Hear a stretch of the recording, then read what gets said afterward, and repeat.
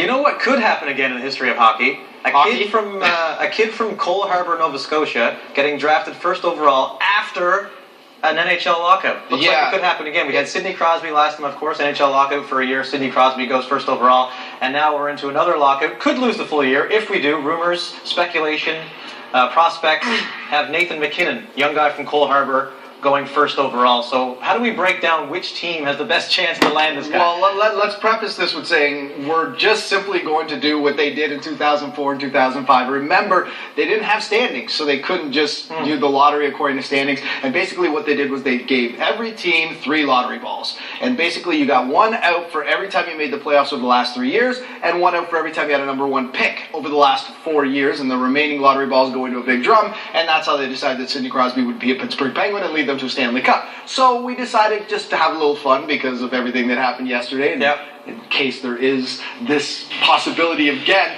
And we did it if there is going to be a draft for 2013 and how they would do it and who would have the biggest chance to get Nathan MacKinnon. If you look at your screen right there, you see Toronto, Carolina, Winnipeg, Columbus, Calgary, Minnesota, and Dallas, all with a 3 lottery ball chance at getting the #1 pick, followed by the Islanders, Florida, and Tampa Bay with 2 balls, and the rest of the league would get 1 ball. So everyone does have a shot at #1. I don't know about you. I think some of the crazy things that could happen if Pittsburgh got #1 again.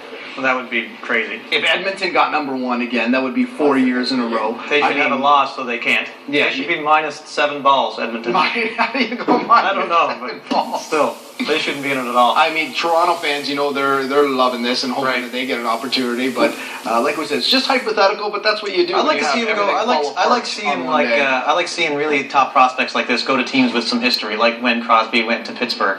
So I don't want to see MacKinnon go to Columbus. I don't want to see him go to Florida. I don't really want to see him go to Tampa or Carolina. The spirit of the draft is to help out struggling teams. So if suddenly he goes to the LA Kings, or he goes to the New York Rangers, or he goes to the Detroit Red Wings, it takes away from what that spirit is. Now, we're not saying this kid is shooing to be the #1 pick, but he looks damn good this year. 22 games played.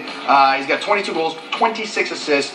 He's just having a great season. Yeah, I watched him play Thanksgiving weekend. Went back to Halifax to visit some family, my mother, and we went and saw the Halifax Mooseheads play, and he was the best player on the ice. It's why you pay to go see the guys play. He's the best. And the Halifax Metro Center was just packed to the rafters with MacKinnon swag everywhere. Really? So they're all on board on the East Coast money off for this guy. But what do you think? #1 pick overall? It's a little too early to tell. It really depends who gets the #1 pick, because there's some pretty good defensemen that are available for this draft class as well. But if I have to pick right now, Paul, I'm putting him at #1. That's a good story. It'd be deja vu all over again. Could you imagine? What are the chances? Same thing. Yeah, and the same exact, like Cole Harbour's not that big of a place. Yeah. That'd be just a great story. It's a bit